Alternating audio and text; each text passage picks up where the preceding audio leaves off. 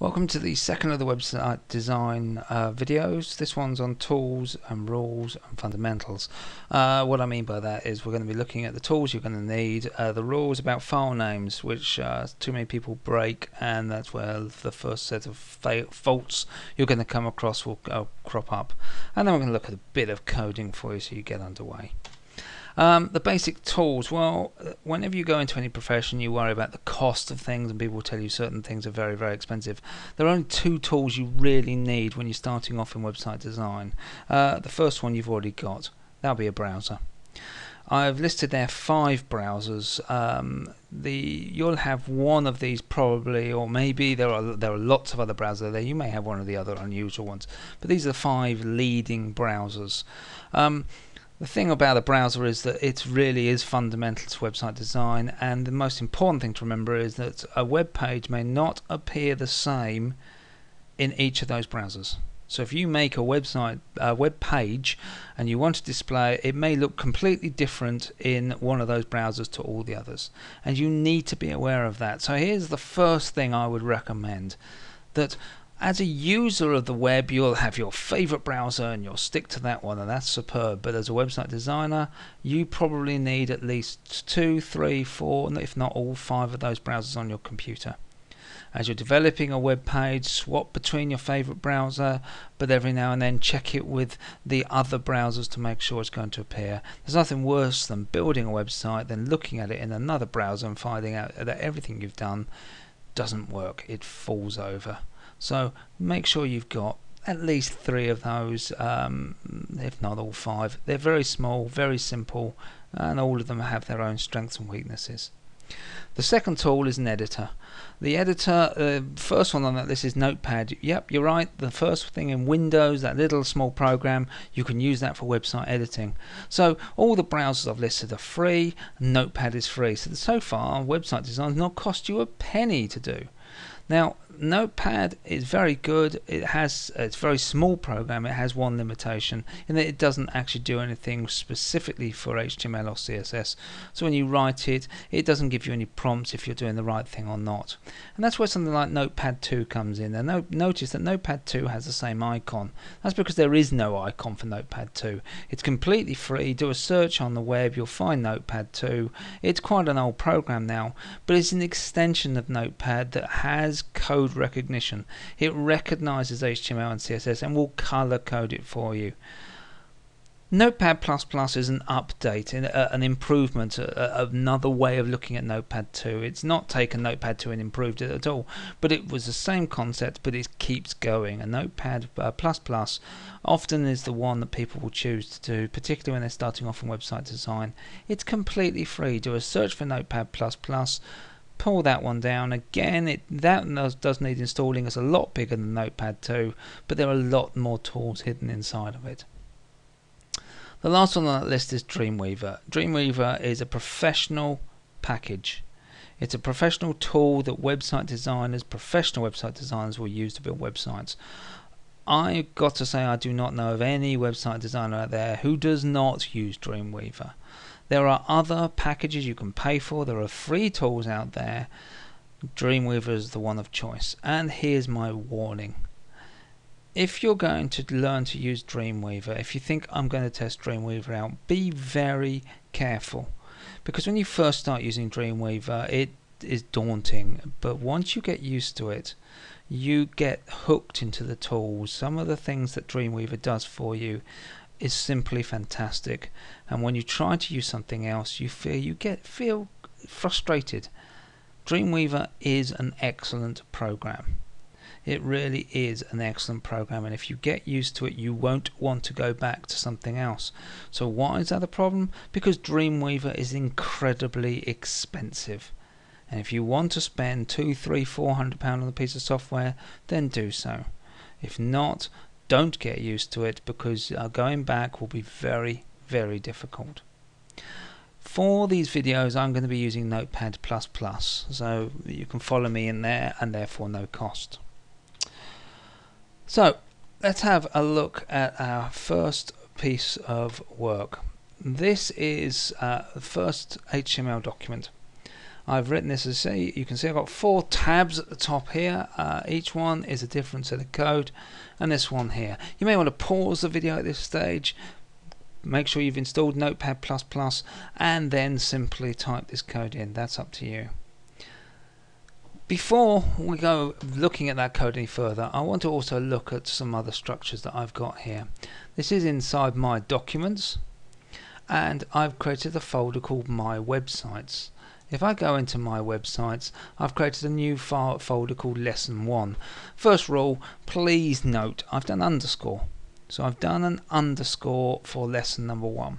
That underscore it's not essential, but let's get used to the idea of no spaces in names. I have done a capital letter I shouldn't have done, but again, that's for later on. And that's where I'm going to put my website. So let's have a look back at this code. There are bits that we're not going to worry about. This first part, we're only interested in lines 3, 4 and 5. And here's another way that Notepad++ and Notepad 2 are really useful. We can talk about the line numbers. You can't do that in Notepad. So let's talk about lines 3, 4 and 5. We're talking here about heading 1, heading 2 and heading 3. These are styles. Heading 1, heading 2, heading 3 are very important styles, and they give you a default look to your text. What we need to do to see this is HTML, ignoring all the other parts. I've missed something off there, so I'll just put that in. Again, if you've copied my code, make sure you've done that as well. But this is, there are bits in here, such as these 2 bits here and these 2 bits here, that you may not understand. Just copy them in, we'll look at them later, and it'll make sense. But to make this work, I have to save this file. I can see this is called New One. That's telling me that Notepad++ hasn't saved it, and it's got a star next to it at the top here, and that tells me it's not been saved. So what about this saving? Well, I think I ought to take you to the saving part and talk about file name rules. Now I said with the folders, no spaces. Again here, no special characters, no spaces. The only thing you should use in file names is letters, numbers, and maybe an underscore. That's it. Please, nothing else. It won't work. No capital letters. You saw I said that I didn't want a capital L and I put one in by mistake. That's fine. I can put up with that at the moment, but none of your file names and none of your folders should have capital letters. It will work, but it will create nightmares for you later on. So when you're writing a file name, no spaces, no special characters, no capital letters. You cannot start a file name with a number, so don't even try it. It's not worth it. You can end with 2 signatures, .htm or .html. These are extensions and you can choose either one. .htm is the old way of doing it. This is when file names had to have an extension of no more than 3 letters. Nowadays extensions can be much longer, so .html makes sense. I will be using .html because that's what I've got used to. But if you've got used to a .htm, then 2 things from that. One is stick with it. Second one is what the hell are you watching these videos for? Because if you've got used to it, you're already website designing and you must know all this already. Your home page, the page that people are going to go to. This is the first page of your website. This has to be called index or default. .html or .htm, but index or default. It's important to remember. Okay, so let's go back to the code. I'm now going to save this. Click on save. Obviously it's not saved before, so it's going to find me. I'm going to take it to my documents, take it to the website, lesson 1, and this is going to be my very first page, so I'm just going to stick to the rule index dot HTML. Now notice at the bottom here it says normal text file. You can change that to whatever you want, but well, you can't. You have to select hypertext markup. I've done that. No capitals, no special characters. Click on save. It's now changed that name at the top, so I now know that's saved. It's also color coded and it's also reduced things down, so I can actually bring the code and collapse it. So this is beginning to give me some idea of if my code's going to work or not. Let's go to my page, and there's index.html. Ignore rubber duck at the moment. There's my index.html. It's got the Internet Explorer symbol. That's because Internet Explorer is stored on this machine. So is Firefox, so is Chrome, and there should be a couple of others on here as well. Let's just open this up, and we can see what those headings are doing. Let's have a look at this code alongside these headings. We can see that though it looks like normal text in here, heading 1 gives me a very, very bold text here. See that heading 2 is less important to heading 1, so it's smaller, and heading 3, and you can generate heading 4s and heading 5s. So that's what this code does. Notice that these first 2 lines don't even appear on this page. So to you as a user they might seem useless, but as a designer they are essential. These are called tags. Notice how I colour that one. H1 has a tag. This one is called a block tag, and that's because it's blocks around an object. H1 to /H1. H1 / means stop. So stop H1. Start H1 here, end H1 here. Start H2 here, end H2 here. Body, also end body. HTML, end HTML. So these end markers are important. There are some that do not have a close. We'll look at one of those shortly. So we can see here that we have styles, and what our browser is doing is taking this HTML and interpreting it into the thing we can see on the page. Okay, let's have a look at the second page. I'm going to save this one, and obviously I've already got an index, so I'm going to save this one as page2.html, and again make sure it's set to HTML. Click on save, and again it's color coded.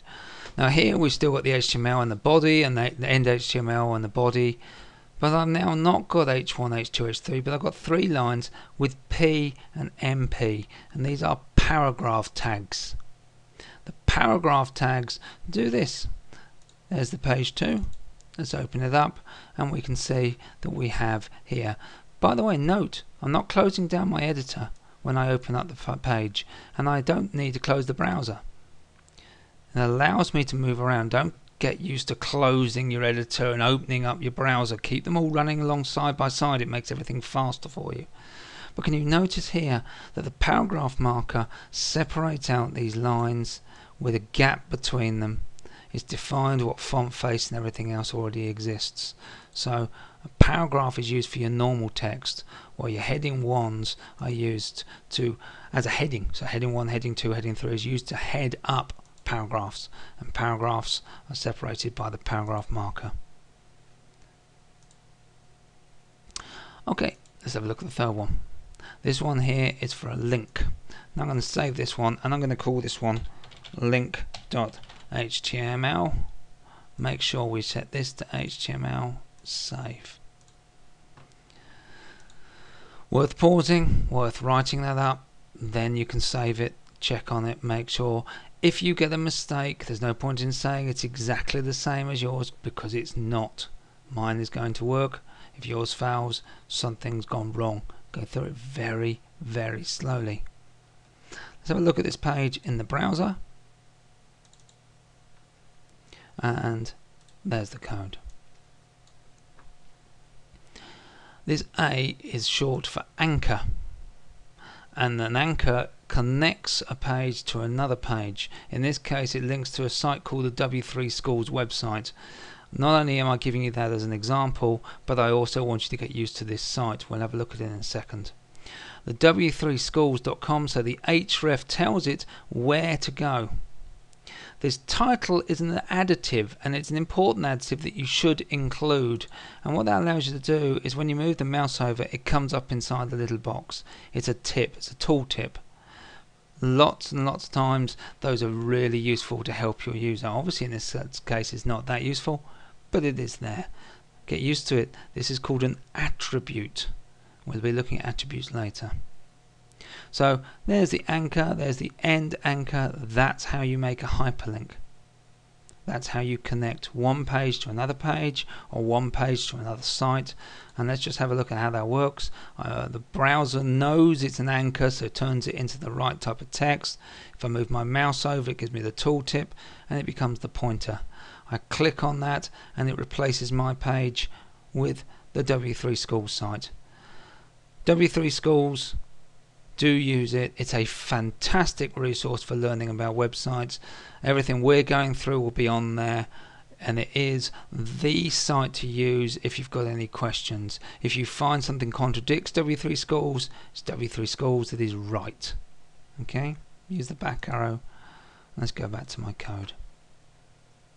Let's look at the fourth and final piece of code here.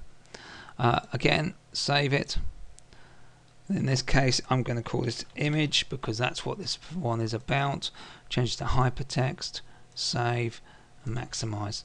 Again, save this, type it up, make sure have a look at it in a second, see if it works. Yours is not going to work unless you've got an image called rubberduck.jpg. And the important thing with that, it must be where your file is. So there's my image.html, there's my image. If that image is anywhere else, I'm going to get a mistake. We'll look at that in a second. Simple. This does not have a close tag. There's the close tag. So if you have an image that doesn't, if you have a tag that doesn't have a close, you should close it by using that symbol. There aren't many of them, and you get to know them very, very quickly. Notice as well the most common mistake if your page isn't working, the reason why it's not working is because you've put SCR and it's SRC for short for source, not screen or whatever else you think it might be. This is not title, this is alt. We'll look at that in a second. So I'm going to save this, I already have, go to the page, open up, and there's the image. The alt means that if I bring that over, again a tooltip, but if the image isn't there, simply the word will appear. So I have an image there that is being loaded up from the file. And what the browser is doing now is taking that small text file and it's saying to me, oh, there's an image on there. So it's going back to the location to pull that image across. So there's two files that the browser gets in this case. First of all, the HTML document, and then it goes off to get all the images and anything else. That's why images slow down a web page. So what happens if the image isn't there?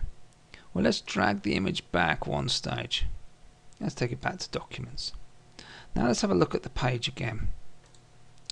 At the moment, you can see I haven't closed it down, it's still appearing. That's because it's in my temporary folder. But let's just do a reload. You can see now that it's lost the image. So if you're seeing this, you know the reason is because it can't find the image.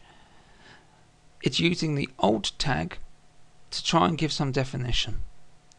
What I need to do is go back into documents, cut that from there, go back to where the file is and simply paste it into there. There it is. As long as it's with the same file I'm looking at, then when I go back to there and I reload, the image is there. So we've looked there at successfully headings, paragraphs, hyperlinks and images. That's a hell of a lot to go through in a short space of time. We've also looked at the tools you need, so I recommend you have a play around, you make sure it all works, you look at the code, and then I'll see you back in lesson 3. Thanks very much. See you then.